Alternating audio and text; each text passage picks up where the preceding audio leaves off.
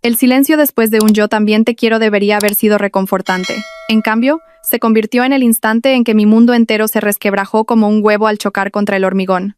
Todavía sostenía el teléfono en mi oído, esperando el familiar clic de la desconexión, cuando oí la voz de mi marido de nuevo, pero esta vez no me hablaba a mí.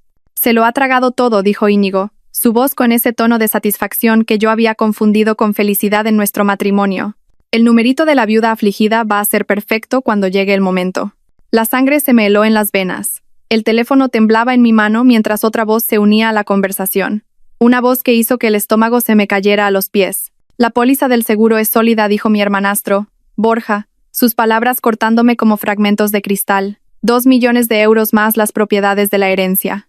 Una vez que activemos la cláusula sobre su inestabilidad, todo se transfiere limpiamente. Apreté el teléfono con más fuerza contra mi oído. Mi corazón martilleaba tan fuerte que temí que pudieran oírlo a través de la línea. La cocina a mi alrededor, nuestra cocina con sus alegres paredes amarillas y la taza de café que Íñigo me había comprado para nuestro aniversario, de repente se sintió como un decorado de teatro falso y hueco. «El cambio de medicación fue una genialidad», continuó Íñigo, y pude oír la sonrisa en su voz. «El doctor Morales cree que está ayudando a su depresión, pero esas pastillas la van a volver paranoica, errática. Unas semanas más y tendremos toda la documentación que necesitamos». Mis piernas cedieron. Me desplomé contra la encimera de la cocina, el granito frío contra mi espalda mientras el teléfono se deslizaba de mis dedos entumecidos. Pero todavía podía oírlos hablar, sus voces flotando desde el dispositivo que se había convertido en una ventana a mi propia destrucción. «¿Y qué hay de Beatriz?», preguntó Borja.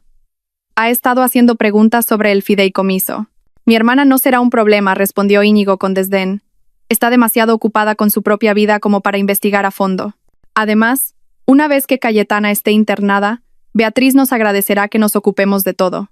«Internada». La palabra me golpeó como un puñetazo. No solo planeaban robarme.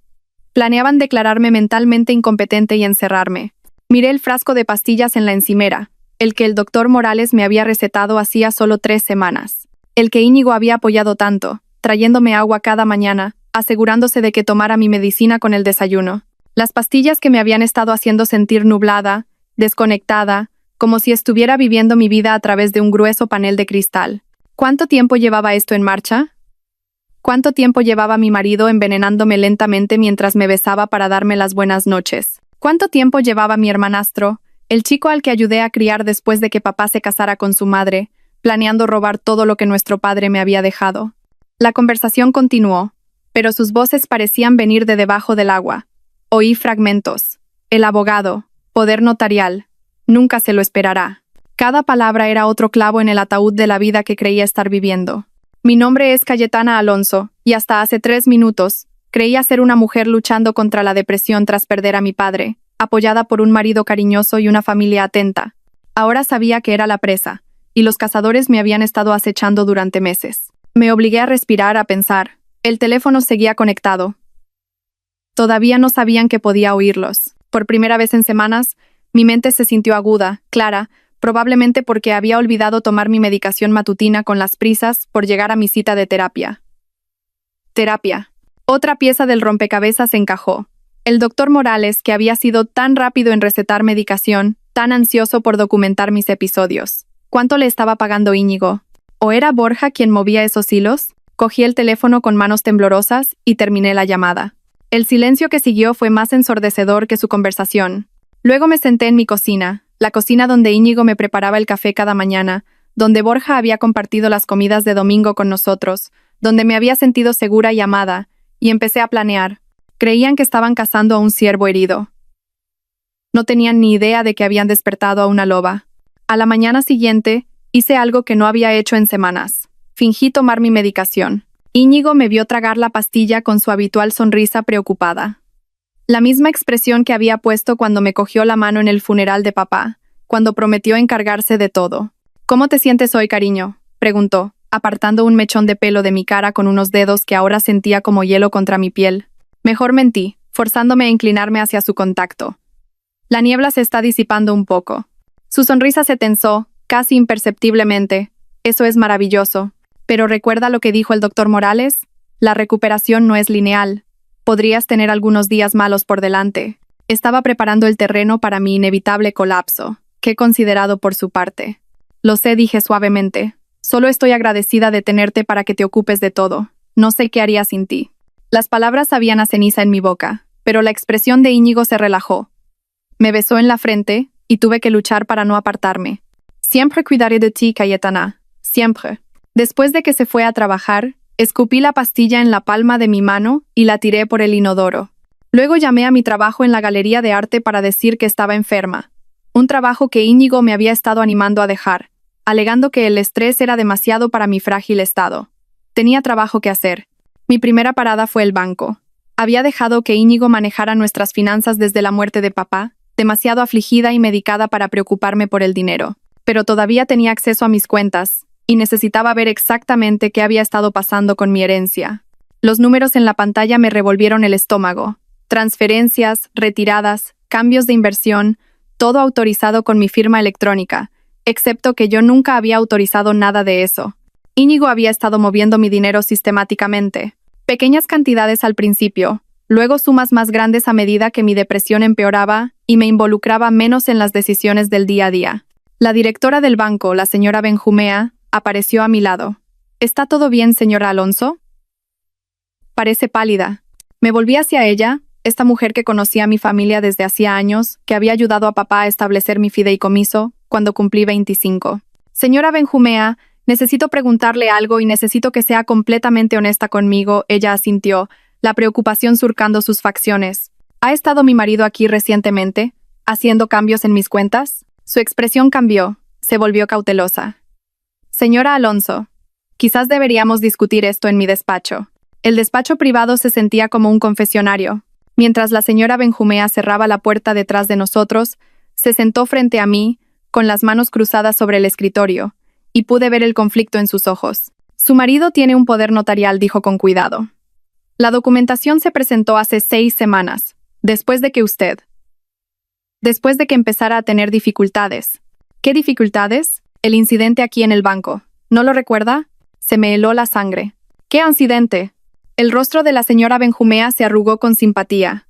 Oh, querida, vino muy alterada, llorando porque la gente la seguía, insistiendo en que alguien intentaba robarle su dinero. Bueno, parecía muy confundida. Su marido vino a recogerla, y la semana siguiente trajo los documentos del poder notarial, firmados por usted y atestiguados por el doctor Morales. La habitación dio vueltas a mi alrededor. Me agarré a los brazos de la silla, luchando contra una oleada de náuseas. Me habían drogado, me habían traído aquí en un estado comprometido, y luego habían utilizado mi crisis como justificación para tomar el control de mis finanzas. Señora Benjumea, dije, mi voz apenas un susurro, necesito que congele todas mis cuentas ahora mismo. No puedo hacer eso sin... ¿Sin qué? ¿Sin el permiso de mi marido? Me incliné hacia adelante, dejando que viera la desesperación en mis ojos. Ese poder notarial se obtuvo bajo falsos pretextos. Estaba bajo la influencia de drogas. Me miró durante un largo momento, y pude verla sopesar mis palabras contra lo que había presenciado semanas atrás.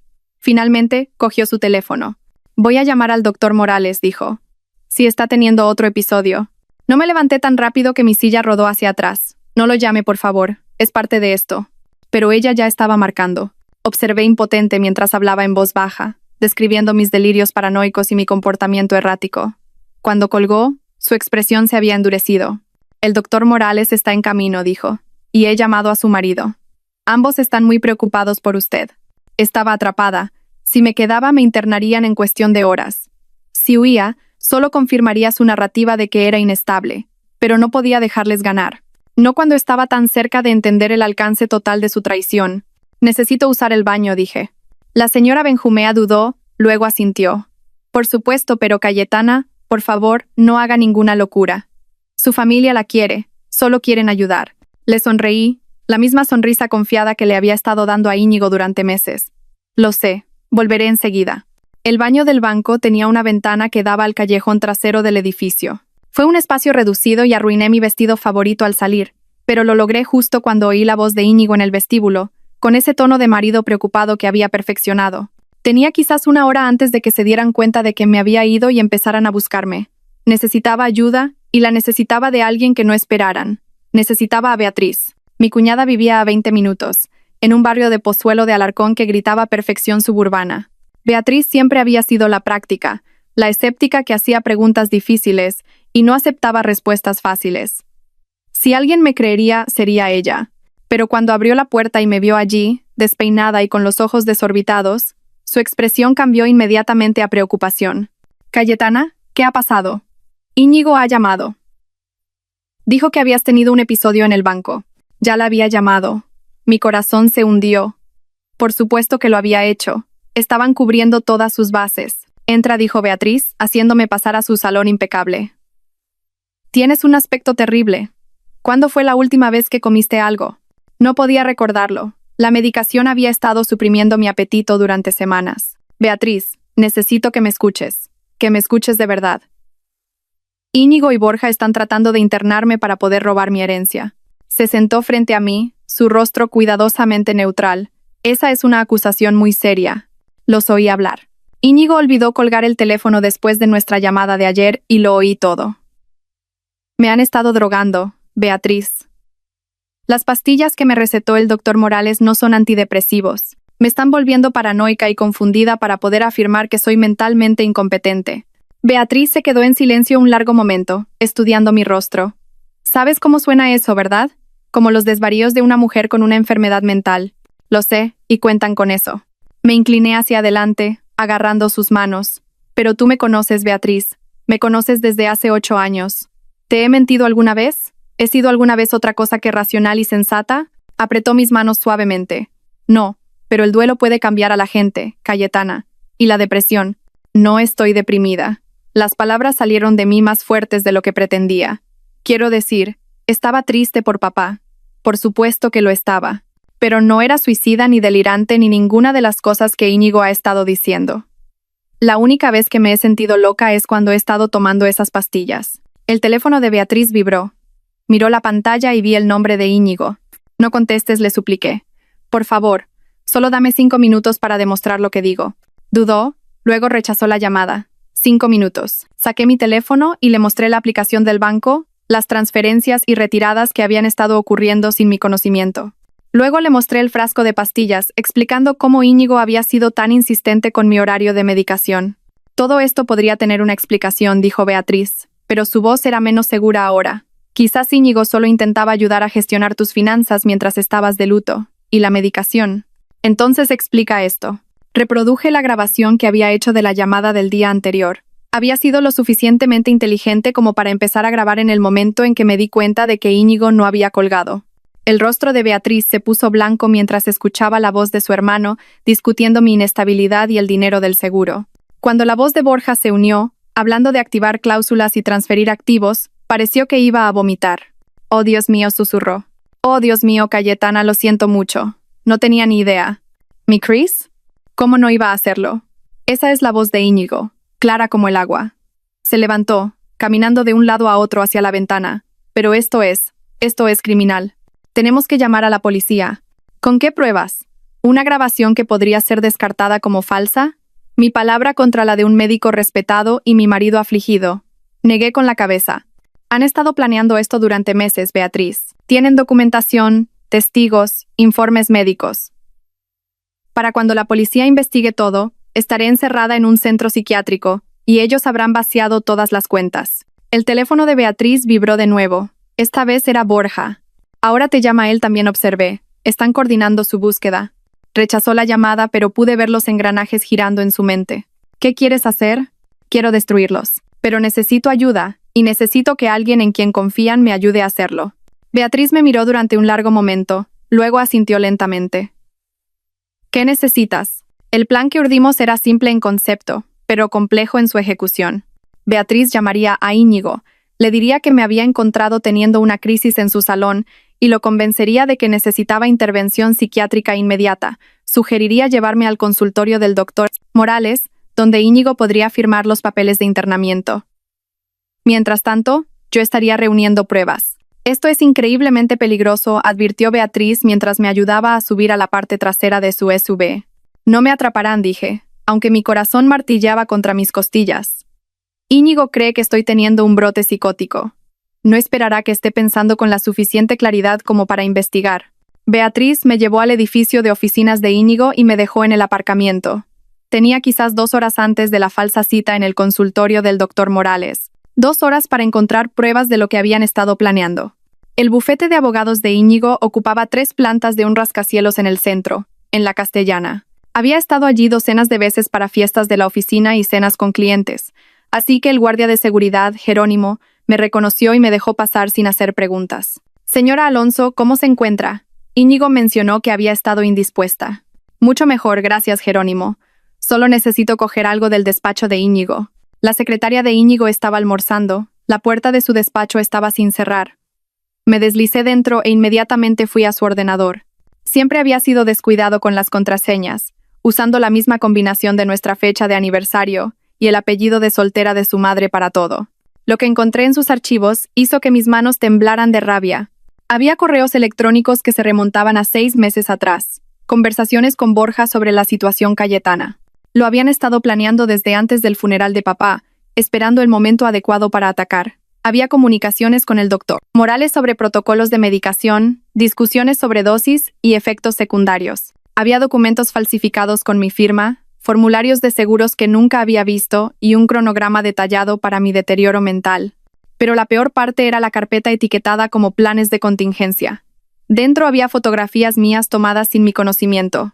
Fotos mías con aspecto desaliñado y confundido, claramente tomadas durante mis peores días medicada.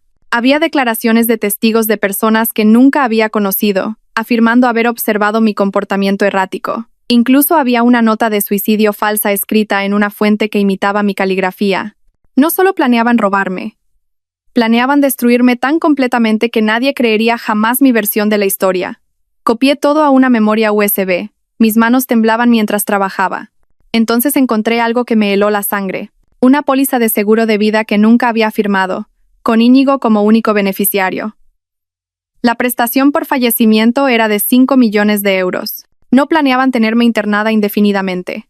Planeaban tenerme internada el tiempo suficiente para establecer un patrón de enfermedad mental, y luego, mi teléfono vibró. Un mensaje de Beatriz. «Se están volviendo sospechosos. Termina ya». Guardé la memoria USB en el bolsillo, y estaba a punto de irme cuando oí voces en el pasillo. La voz de Íñigo y la de Borja regresaban antes de tiempo.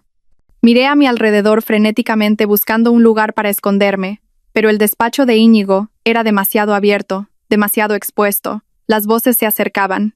Desesperada, me agaché debajo de su escritorio, acercando la silla para ocultarme justo cuando la puerta se abría.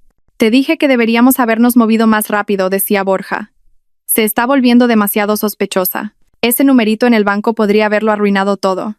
«Relájate», respondió Íñigo, y lo oí sentarse en su silla, directamente encima de mí. Mi corazón latía tan fuerte que estaba segura de que podía oírlo. «Beatriz la tiene ahora. Probablemente esté sedada y de camino al centro de Morales mientras hablamos. ¿Y si tiene pruebas?» Íñigo se rió, un sonido que me heló hasta los huesos. «¿Pruebas de qué? ¿Los delirios paranoicos de una mujer mentalmente inestable? Incluso si tuviera pruebas, ¿quién la va a creer? Tenemos documentación médica que se remonta a meses. Tenemos testigos. Tenemos a su propia familia apoyando nuestra versión de los hechos». Me tapé la boca con la mano para no hacer ruido. La memoria USB en mi bolsillo parecía quemar a través de la tela. «Además», continuó Íñigo, «una vez que esté internada, no importará lo que crea haber oído. Morales la tendrá tan medicada que no recordará ni su propio nombre, y mucho menos alguna teoría de conspiración sobre su amado marido». «¿Y la fase final?», preguntó Borja. 6 meses, quizás menos si podemos acelerar su declive. Un trágico accidente en el centro psiquiátrico, provocado por la abrumadora culpa de sus acusaciones paranoicas contra las personas que más la querían. Muy triste, muy creíble. Me mordí los nudillos con tanta fuerza que saboreé la sangre. Planeaban quitarme la vida y hacer que pareciera que yo misma había acabado con ella. La póliza de seguro de vida pagaría. La herencia se transferiría a Íñigo como mi viudo. Y Borja obtendría su parte por ayudar a orquestar mi destrucción. «¿Y qué hay de Beatriz?», preguntó Borja. Parecía genuinamente preocupada hoy. «Beatriz siempre ha sido de corazón blando. Una vez que Cayetana se haya ido, nos agradecerá que hayamos manejado una situación tan difícil. Puede que incluso nos dé las gracias por poner fin a su sufrimiento». Mi teléfono vibró contra mi pierna. Un mensaje de texto. No podía mirarlo sin arriesgarme a ser descubierta, pero sabía que tenía que ser Beatriz preguntándose dónde estaba. «Deberíamos irnos», dijo Íñigo. «Por fin.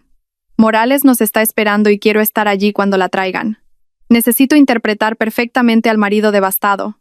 Oí sillas arrastrarse, pasos moviéndose hacia la puerta. Luego la voz de Íñigo de nuevo, más cerca ahora, como si estuviera mirando hacia su escritorio. ¿Sabes cuál es la parte más bonita? Que realmente creyó que la amaba hasta el final. Confiaba en mí completamente. Casi me da pena. Casi.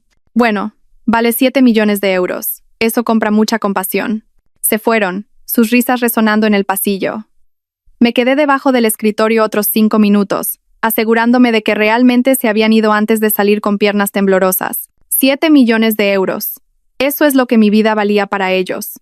Eso es lo que el amor de mi padre, mi confianza, mis votos matrimoniales significaban en su cálculo. Revisé mi teléfono. 3 mensajes perdidos de Beatriz, cada uno más urgente que el anterior. ¿Dónde estás? Están haciendo preguntas. Les dije que fuiste al baño, pero se están volviendo sospechosos. Cayetana, saben que no estás aquí. Íñigo está furioso. Sal de ahí ahora. Corrí. Llegué al aparcamiento justo cuando el SUV de Beatriz chirriaba al doblar la esquina. Me lancé al asiento del copiloto y ella pisó el acelerador antes de que hubiera cerrado la puerta. ¿Qué ha pasado?, jadeó. Íñigo me llamó gritando, diciendo que nunca habías estado en mi casa, que le estaba mintiendo. Nunca lo había oído así. Porque su máscara se está cayendo, dije, todavía respirando con dificultad. Beatriz, es peor de lo que pensábamos. No solo planean robarme, planean quitarme la vida. Le conté todo lo que había oído. Le mostré los archivos que había copiado. Beatriz se detuvo en un aparcamiento vacío y se quedó mirando las pruebas, su rostro pálido por la conmoción. Tenemos que ir a la policía ahora, dijo. Esto es un intento de asesinato. ¿Lo es? Todavía no han intentado matarme. Y mira esto desde la perspectiva de un policía. Una mujer con problemas de salud mental documentados, afirmando que su marido y su hermanastro están tratando de matarla por dinero. La misma mujer que acaba de entrar en el despacho de su marido y ha robado archivos confidenciales. El teléfono de Beatriz sonó. El nombre de Íñigo apareció en la pantalla. Contesta, dije, pero ponlo en altavoz. Aceptó la llamada con dedos temblorosos. Beatriz, gracias a Dios la voz de Íñigo llenó el coche, y al oírla ahora, pude detectar la falsa preocupación a la que había estado ciega durante meses. ¿Está Cayetana contigo? Está teniendo un episodio grave. Entró en mi despacho. Ha estado haciendo acusaciones descabelladas. No sé dónde está, mintió Beatriz con fluidez. Se fue de mi casa hace horas. Parecía muy asustada. ¿Y si se hace daño? Eso es exactamente lo que me temo, dijo Íñigo, y tuve que admirar su actuación. Sonaba como un hombre genuinamente aterrorizado por la seguridad de su esposa. El doctor Morales cree que podría estar teniendo un brote psicótico completo. Necesitamos encontrarla antes de que haga algo irreversible. ¿Has llamado a la policía? Estoy a punto de hacerlo. Beatriz, si contacta contigo, no intentes razonar con ella. Llámame inmediatamente. En su estado actual, podría verte como parte de cualquier conspiración que crea que está sucediendo. Después de que Beatriz colgara, nos quedamos en silencio por un momento. Va a declararte persona desaparecida, dijo Beatriz finalmente. Probablemente peligrosa para ti y para los demás. Todos los policías de la ciudad te estarán buscando. Entonces necesito desaparecer.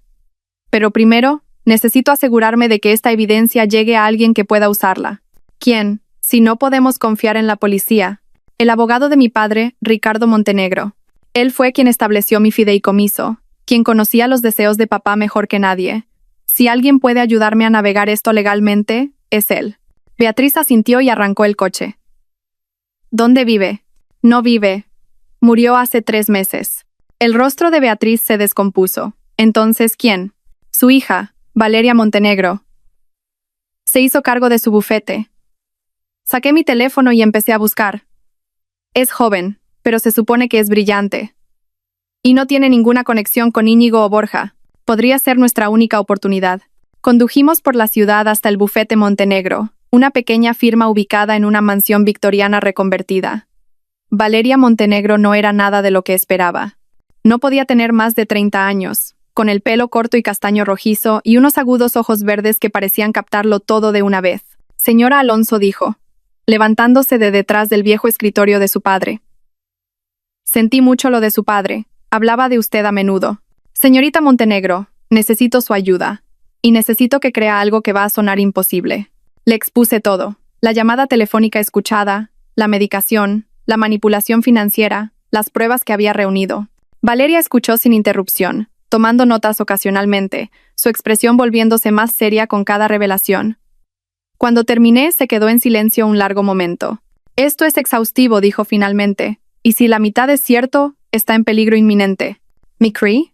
Creo en las pruebas. Estos registros financieros, los documentos falsificados, las pólizas de seguro. Esto no es obra de una mujer delirante. Es un fraude sofisticado y a largo plazo. Se inclinó hacia adelante. Pero, señora Alonso, incluso con estas pruebas, procesar este caso será increíblemente difícil. Han construido una narrativa muy convincente sobre su estado mental. No quiero procesarlos, dije en voz baja. Quiero destruirlos. Valeria enarcó una ceja. No estoy segura de entender. Han pasado meses destruyendo sistemáticamente mi credibilidad, mis relaciones, mi sentido de la realidad. Han robado mi dinero y planeado mi muerte. Enviarlos a la cárcel no es suficiente. Quiero que sientan lo que yo sentí. Quiero que lo pierdan todo, de la misma manera que ellos planearon que yo lo perdiera todo. Beatriz se movió incómoda a mi lado. Cayetana, quizás deberíamos centrarnos en detenerlos. No. Me volví para mirarla y pude verla estremecerse ante lo que sea que viera en mis ojos. Hicieron esto personal cuando decidieron que mi vida valía 7 millones de euros. Cuando Íñigo me besaba para darme las buenas noches mientras planeaba matarme. Cuando Borja, mi propio hermanastro, ayudó a falsificar mi firma en mi propia sentencia de muerte.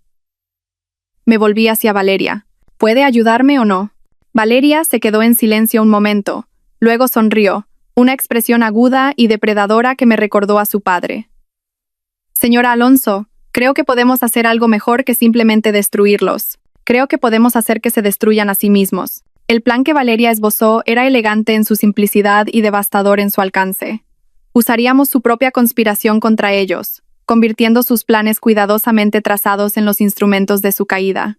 La clave, explicó Valeria, es que ellos creen que tienen el control.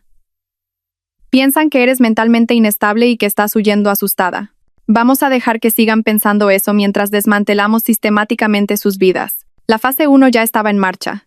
Mientras Íñigo y Borja me buscaban, Valeria estaba presentando embargos preventivos para congelar todas mis cuentas y activos, utilizando las pruebas de fraude que había reunido.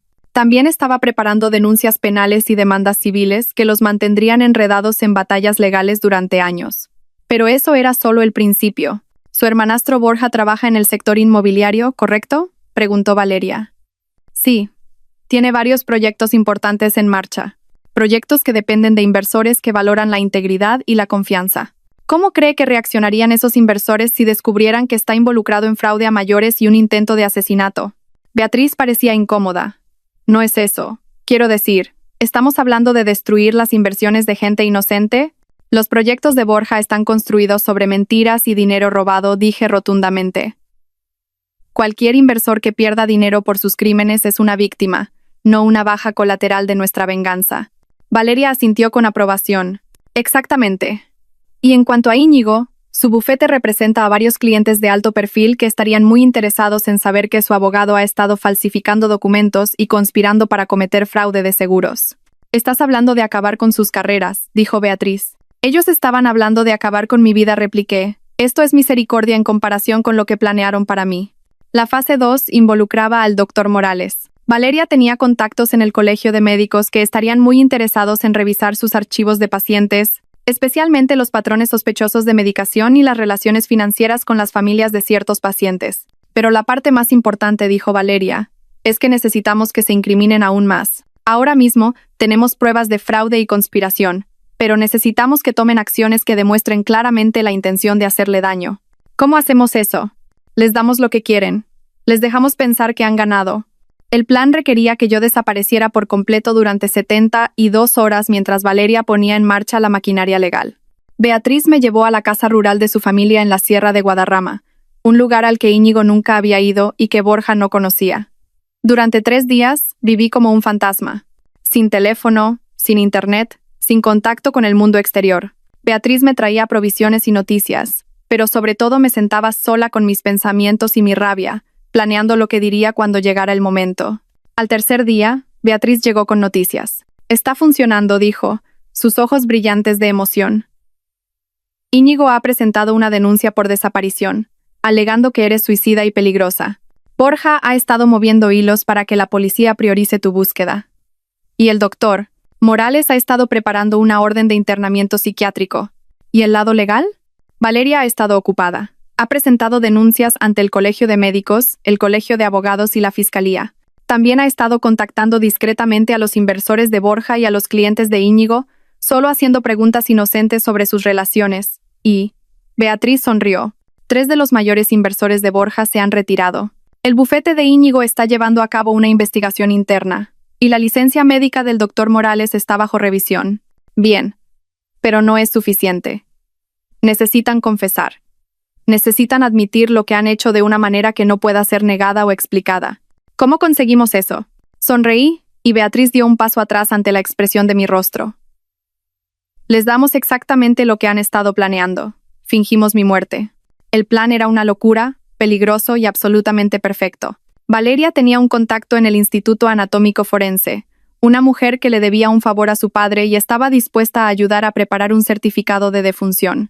Beatriz encontraría mi cuerpo al pie de un acantilado cerca de la casa rural. Un aparente suicidio provocado por mi crisis mental. El cuerpo estaría demasiado dañado para una identificación inmediata, lo que nos daría tiempo.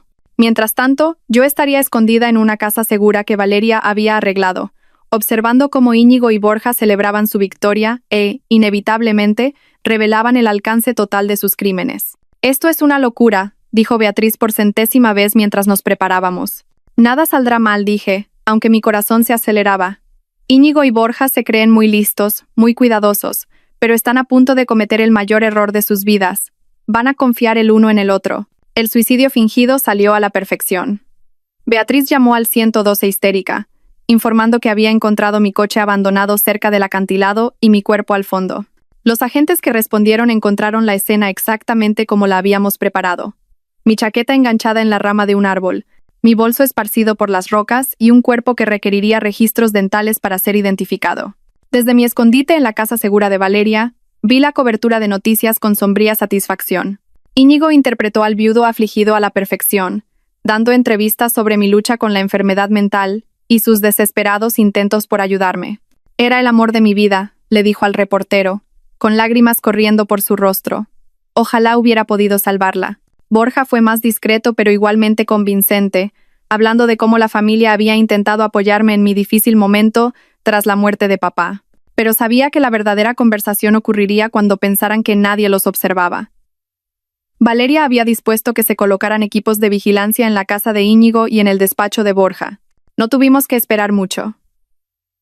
2 días después de mi muerte, se reunieron en casa de Íñigo para celebrar.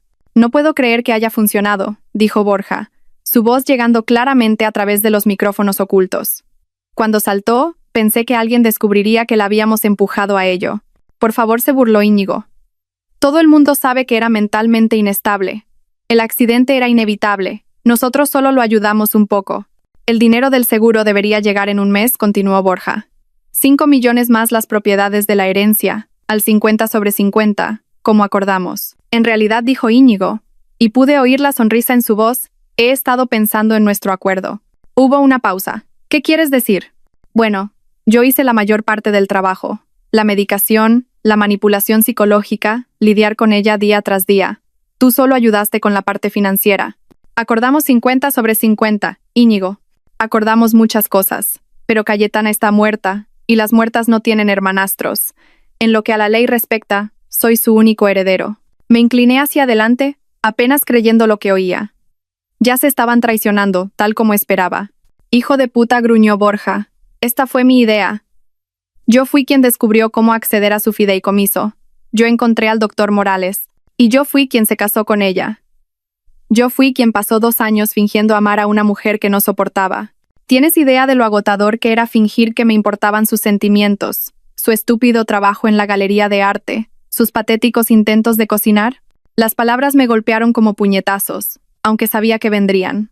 Oír a Íñigo describir nuestro matrimonio como una elaborada estafa, oír el desprecio en su voz cuando hablaba de la vida que habíamos construido juntos. Era casi más de lo que podía soportar, pero me obligué a seguir escuchando.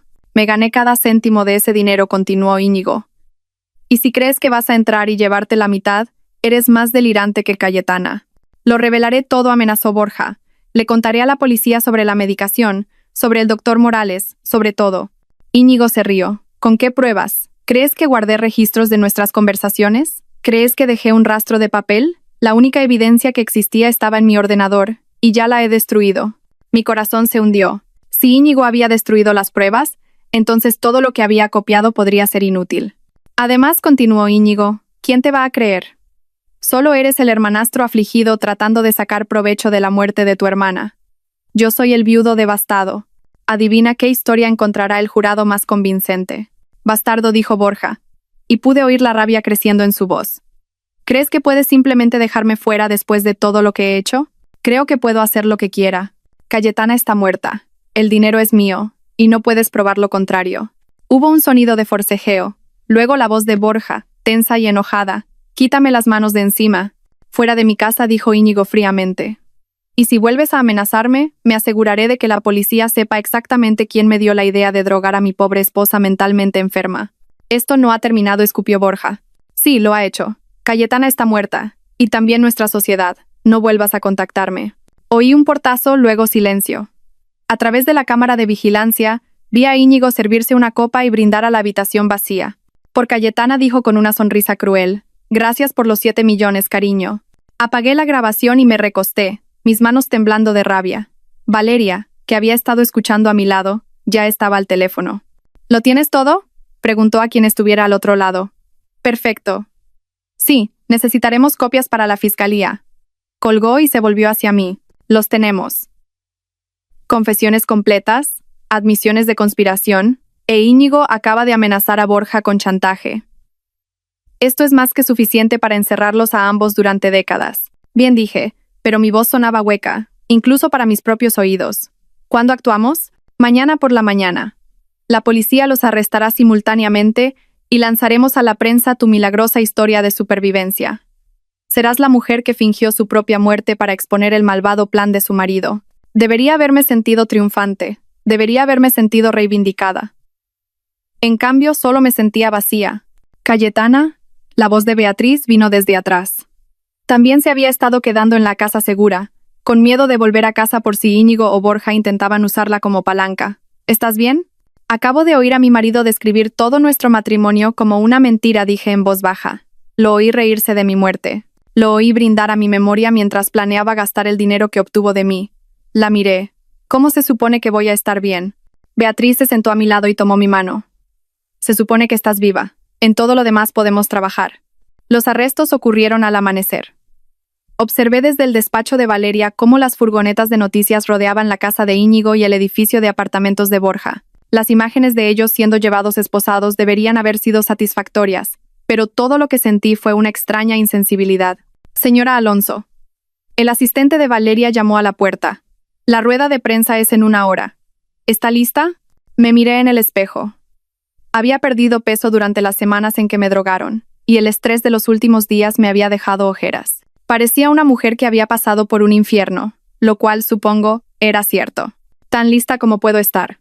La rueda de prensa fue un circo. Los reporteros gritaban preguntas sobre cómo había sobrevivido, por qué había fingido mi muerte, qué había descubierto sobre el complot de mi marido. Les respondí mecánicamente, ciñéndome al guión que Valeria y yo habíamos preparado. Pero cuando un reportero me preguntó cómo me sentía acerca de la traición de mi marido, me encontré saliendo del guión. ¿Quieren saber cómo se siente?, dije, mirando directamente a la cámara. Se siente como descubrir que la persona en la que más confiabas en el mundo te ha estado destruyendo silenciosamente, poco a poco, durante meses. Se siente como aprender que cada te quiero era una mentira, cada beso una actuación. Cada momento de intimidad era él calculando cuánto valdría mi muerte. La sala se quedó en silencio. Se siente como morir mientras todavía estás viva, continué. Íñigo no solo planeó matar mi cuerpo, mató mi capacidad de confiar, mi fe en el amor, mi creencia de que las personas más cercanas a mí realmente se preocupaban por si vivía o moría. Al menos si me hubiera disparado, habría muerto creyendo que nuestro matrimonio era real. Me levanté, ignorando los intentos de Valeria de que me sentara de nuevo. Pero esto es lo que Íñigo y Borja no tuvieron en cuenta, dije, mi voz haciéndose más fuerte. No contaron con que yo fuera lo suficientemente inteligente como para descubrir su juego. No contaron con que tuviera gente que realmente se preocupara por mí, como mi cuñada, Beatriz, y mi abogada, Valeria. y definitivamente no contaron con que estuviera lo suficientemente enfadada como para contraatacar. Me incliné hacia los micrófonos. Para cualquiera que esté pasando por algo similar, si alguien está tratando de convencerte de que estás loca, si alguien te está forzando a tomar una medicación que no necesitas, si alguien te está aislando de tu sistema de apoyo, confía en tus instintos. No eres paranoica, no eres delirante y no estás sola. Salí de la rueda de prensa entre un estruendoso aplauso, pero apenas lo oí. Todo en lo que podía pensar era en ir a casa, excepto que ya no tenía un hogar. La casa que había compartido con Íñigo era ahora la escena de un crimen, e incluso si no lo fuera, nunca podría volver a vivir allí. El juicio fue una sensación mediática. Íñigo y Borja intentaron afirmar que habían sido incriminados, que yo había orquestado de alguna manera un elaborado engaño para hacerlos parecer culpables, pero las pruebas eran abrumadoras. Las grabaciones, los documentos falsificados, el testimonio del doctor Morales, quien se había retractado y aceptado testificar a cambio de una sentencia reducida. Testifiqué durante 3 días, guiando al jurado a través de cada detalle de la conspiración. Les hablé de las pastillas que me hacían sentir que estaba perdiendo la cabeza, de las manipulaciones financieras que había descubierto, del momento en que oí a mi marido planear mi muerte. El abogado de Íñigo intentó pintarme como una mujer vengativa que buscaba venganza contra un hombre inocente, pero las grabaciones hablaban por sí mismas. Cuando el jurado oyó a Íñigo brindar por mi muerte y alardear del dinero del seguro, varios de ellos parecieron físicamente enfermos. El veredicto llegó después de solo 4 horas de deliberación. Culpables de todos los cargos. Íñigo recibió 25 años por conspiración para cometer asesinato, fraude de seguros y abuso de mayores. Borja recibió 20 años por su papel en la conspiración. El doctor Morales recibió 10 años y perdió su licencia médica permanentemente. Debería haberme sentido reivindicada. Debería haber sentido que se había hecho justicia. En cambio, me sentí vacía. 6 meses después del juicio, vivía en un pequeño apartamento al otro lado de la ciudad, tratando de reconstruir una vida que me resultaba completamente ajena. Las compañías de seguros habían pagado las reclamaciones por mi muerte, y luego demandaron para recuperar el dinero cuando aparecí viva. Mi herencia estaba bloqueada en procedimientos legales. La galería de arte me había despedido durante mi crisis de salud mental, y nadie parecía ansioso por contratar a la mujer que fingió su propia muerte, aunque fuera por buenas razones. Beatriz me visitaba regularmente, pero podía ver la preocupación en sus ojos. No estaba mejorando. Si acaso estaba empeorando. La insensibilidad que había comenzado durante el juicio se había extendido hasta que sentí que vivía mi vida a través de un grueso cristal, viendo cómo todo le sucedía a otra persona. Necesitas hablar con alguien, dijo Beatriz durante una de sus visitas. Un terapeuta, un consejero, alguien que pueda ayudarte a procesar lo que pasó. Ya he tenido suficientes terapeutas, dije rotundamente. El último intentaba que me internaran para que mi marido pudiera robarme el dinero. No todos los terapeutas son como el doctor Morales. Hay gente buena, gente que realmente quiere ayudar. Sabía que tenía razón, pero no podía importarme. ¿De qué servía sanar cuando todo lo que había creído sobre mi vida había sido una mentira? ¿De qué servía seguir adelante cuando no podía confiar en mi propio juicio sobre las personas? Sonó el timbre, interrumpiendo mi espiral de autocompasión. No esperaba a nadie y Beatriz ya estaba aquí. Miré por la mirilla y vi a una mujer que no reconocí. De mediana edad, vestida profesionalmente, con ojos amables y una expresión paciente. Señora Alonso, mi nombre es Camila Ferrer. Soy psiquiatra, pero no estoy aquí a título profesional. Estoy aquí porque leí sobre su caso y quería hablarle de algo importante. Abrí la puerta, pero mantuve la cadena puesta. Si esto es sobre tratamiento, no lo es. Es sobre otras mujeres. Mujeres que han pasado por lo que usted pasó. Eso captó mi atención. Quité la cadena y la dejé entrar. Ladrá. Ferrer se sentó en mi salón y sacó una carpeta. He estado trabajando con víctimas de abuso psicológico durante 15 años, dijo. Lo que le pasó a usted, la drogadicción sistemática, el gaslighting, la manipulación financiera, es más común de lo que cree. Abrió la carpeta y me mostró fotografías, documentos, recortes de prensa. Estos son solo del último año. Mujeres cuyos maridos o familiares intentaron que las declararan incompetentes. Mujeres que fueron manipuladas y a las que les dijeron que estaban locas. La mayoría no se dio cuenta a tiempo. Miré las fotos. Mujeres de todas las edades, de todos los orígenes, todas con la misma mirada atormentada que yo veía en mi propio espejo cada mañana. ¿Qué les pasó? Algunas están en centros psiquiátricos, fuertemente medicadas e incapaces de defenderse. Algunas lo perdieron todo y viven en la pobreza. Unas pocas. Hizo una pausa. Unas pocas no sobrevivieron.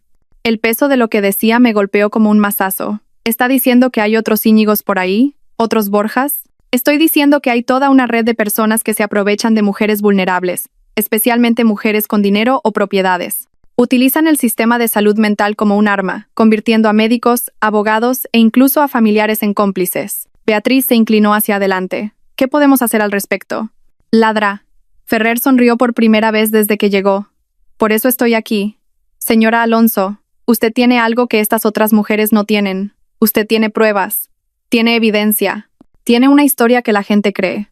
Entonces tiene el poder de exponer todo este sistema. De ayudar a otras mujeres que están pasando por lo que usted pasó. De asegurarse de que lo que le pasó a usted no le vuelva a pasar a nadie más.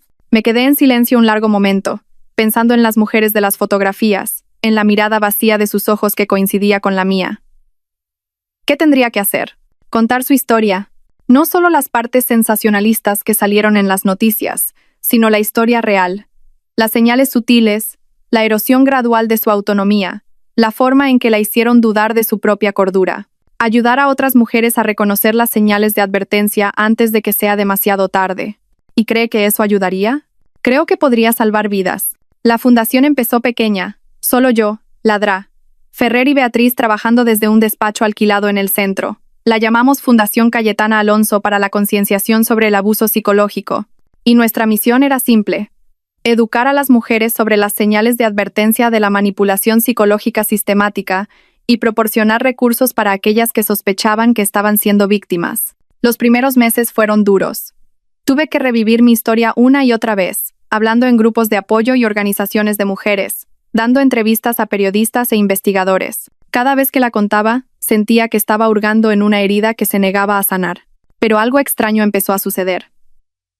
Las mujeres comenzaron a contactarnos, mujeres que reconocían sus propias experiencias en mi historia, mujeres a las que les habían dicho que eran paranoicas o delirantes cuando sospechaban que sus seres queridos las estaban manipulando. Estaba Margarita, cuyo hijo había estado aumentando lentamente su medicación mientras transfería sus activos a su nombre. Estaba Luisa, cuyo marido la había estado haciendo gaslighting durante años, haciéndole creer que tenía demencia precoz para poder tomar el control de su exitoso negocio.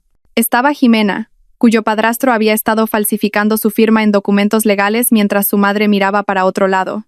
Cada historia era diferente, pero el patrón era siempre el mismo: aislamiento, medicación, gaslighting y manipulación financiera. Y en cada caso, a la víctima le habían dicho amigos y familiares bien intencionados que estaba imaginando cosas, que sus seres queridos nunca la lastimarían. La parte más difícil, me dijo Margarita durante una de nuestras reuniones del grupo de apoyo, no fue el dinero.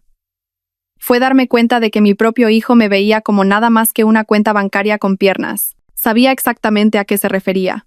A medida que la fundación crecía, empezamos a desarrollar recursos, listas de señales de advertencia, guías legales para proteger activos, redes de médicos y abogados de confianza que entendían el abuso psicológico. Creamos una línea de ayuda para mujeres que sospechaban que estaban siendo manipuladas, atendida por voluntarias que habían pasado por experiencias similares.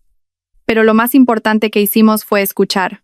Creímos a las mujeres cuando decían que algo andaba mal, incluso cuando aún no podían probarlo.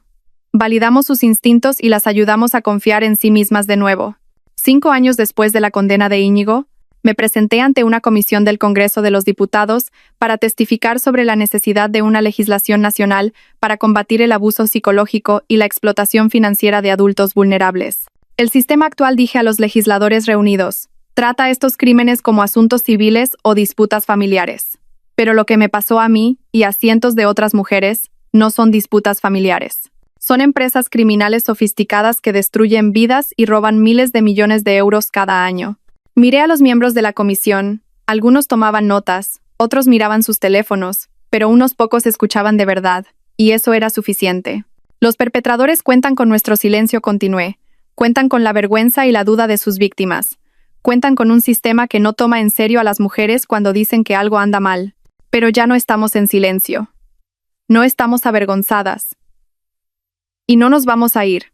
La legislación se aprobó 6 meses después. La ley Cayetana Alonso creó penas federales para el abuso psicológico en casos de explotación financiera, estableció fondos para servicios a las víctimas y exigió formación para las fuerzas del orden y los profesionales médicos. Debería haberme sentido triunfante. Debería haber sentido que finalmente había obtenido justicia, no solo para mí, sino para todas las mujeres que habían sido silenciadas, desestimadas y a las que les habían dicho que estaban locas. En cambio, sentí algo que no había experimentado en años: paz.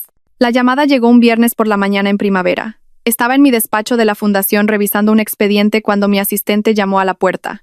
«Señora Alonso, hay alguien aquí para verla. Dice que es personal». Levanté la vista y vi a una joven de unos 20 años con el pelo oscuro y ojos nerviosos. Me resultaba familiar, pero no podía ubicarla. «Siento molestarla», dijo, entrando en mi despacho. «Mi nombre es Raquel Morales. Soy la hija del doctor Morales». El expediente se me cayó de las manos. El doctor Morales, el psiquiatra que había ayudado a Íñigo, había sido liberado de prisión 6 meses antes tras cumplir su sentencia reducida. «Sé que no tiene ninguna razón para escucharme», continuó Raquel rápidamente, viendo mi expresión, «pero necesito decirle algo sobre mi padre, sobre lo que está haciendo ahora». Le hice un gesto para que se sentara, mi corazón ya acelerado. «¿Qué quiere decir?» «Lo está haciendo de nuevo, lo mismo que le hizo a usted. Ha encontrado nuevas víctimas, nuevos socios, y esta vez está siendo más cuidadoso». Raquel sacó una carpeta y la puso sobre mi escritorio. «Lo he estado vigilando desde que salió.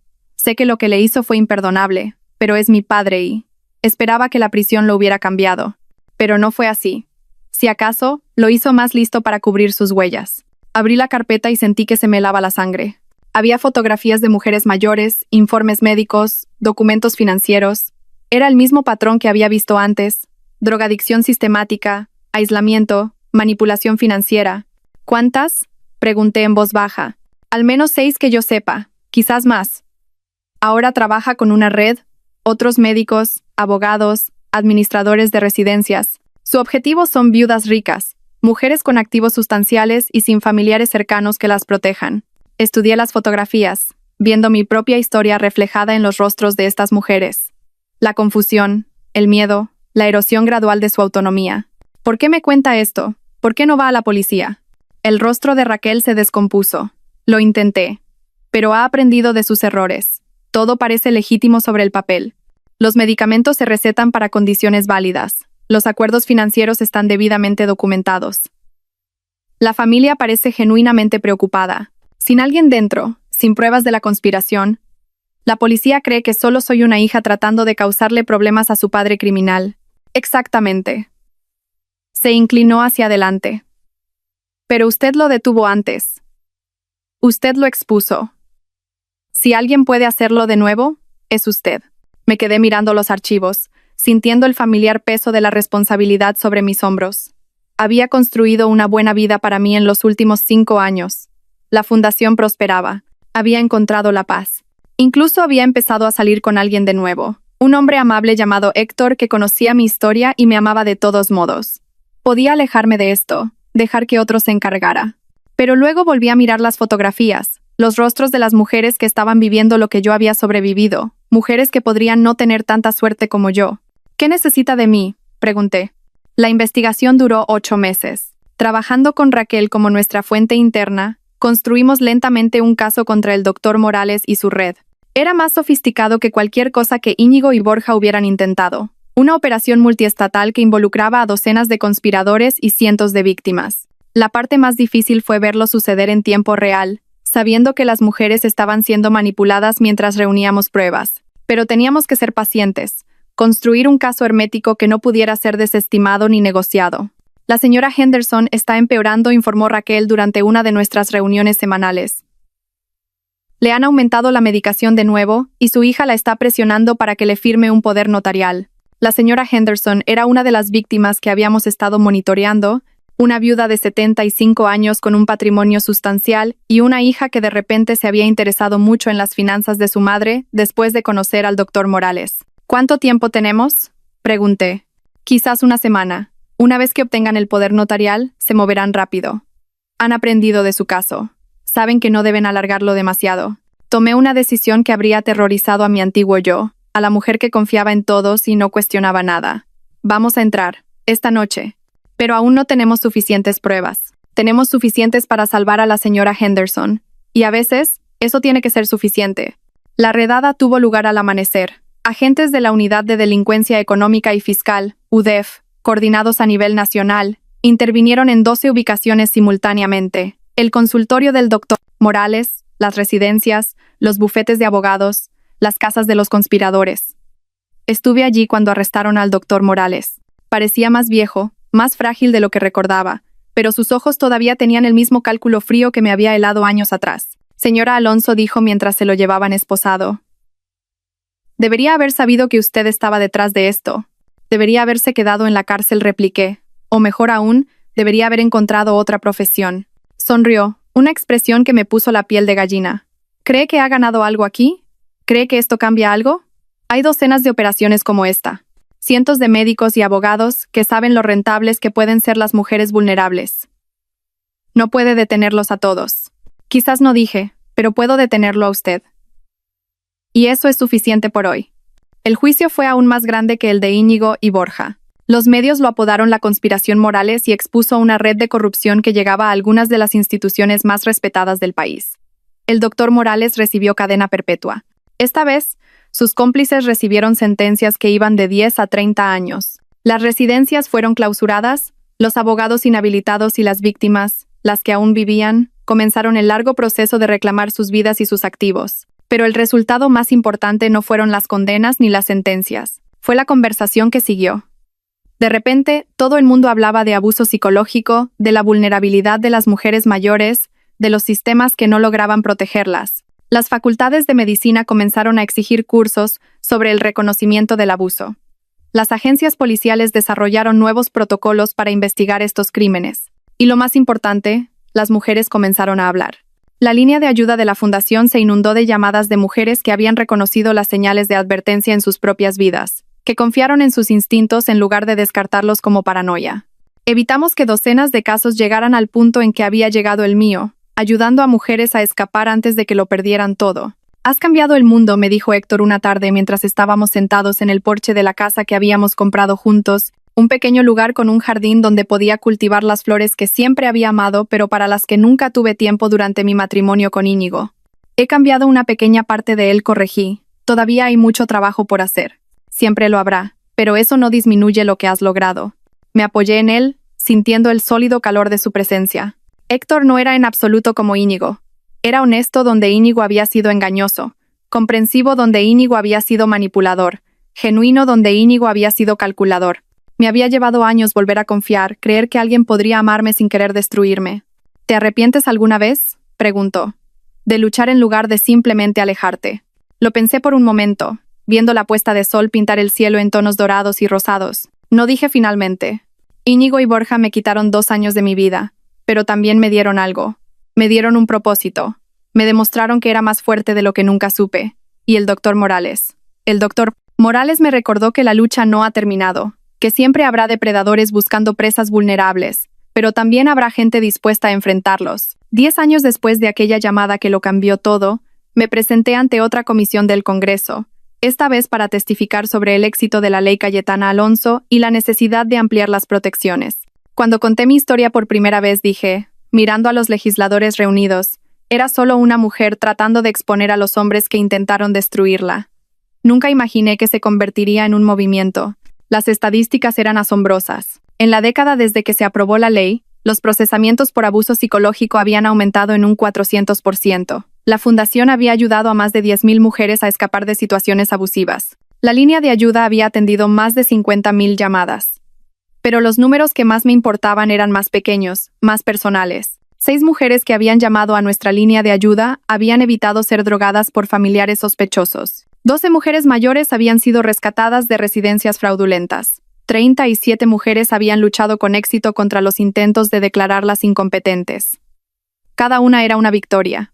Cada una era una vida salvada. Los depredadores siguen ahí fuera, continué. Se están adaptando, encontrando nuevas formas de explotar a las mujeres vulnerables. Pero nosotros también nos estamos adaptando. Estamos escuchando cuando las mujeres dicen que algo va mal. Les estamos creyendo cuando denuncian abusos. Y estamos contraatacando. Hice una pausa, pensando en todas las mujeres que habían compartido sus historias conmigo a lo largo de los años. Todas las supervivientes que habían encontrado el coraje para hablar. Hace 10 años, yo era una mujer que confiaba en todos y no cuestionaba nada. Creía que las personas que decían amarme nunca me harían daño. Me equivoqué en eso, y casi me cuesta todo. Miré directamente a la cámara, sabiendo que en algún lugar, mujeres que podrían estar pasando por lo que yo sobreviví estaban mirando. Pero aprendí algo importante.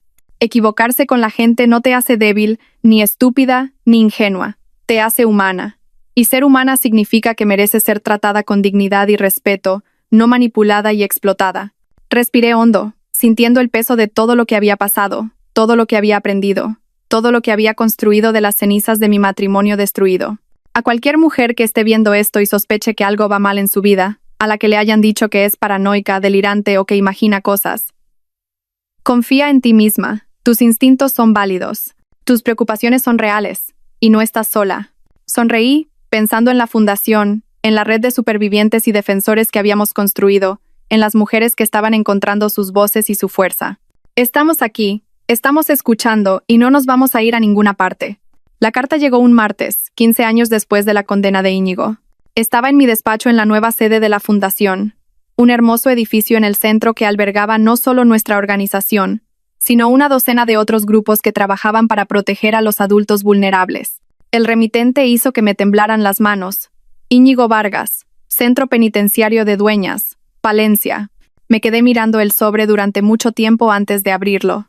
Íñigo había intentado contactarme varias veces a lo largo de los años. Cartas que había tirado sin leer, llamadas que me había negado a aceptar. Pero algo en esta se sentía diferente. Dentro había una sola hoja de papel cubierta con la familiar caligrafía de Íñigo. Cayetana, sé que probablemente no leerás esto, y no te culpo. Sé que no tengo derecho a contactarte, ni a pedirte nada.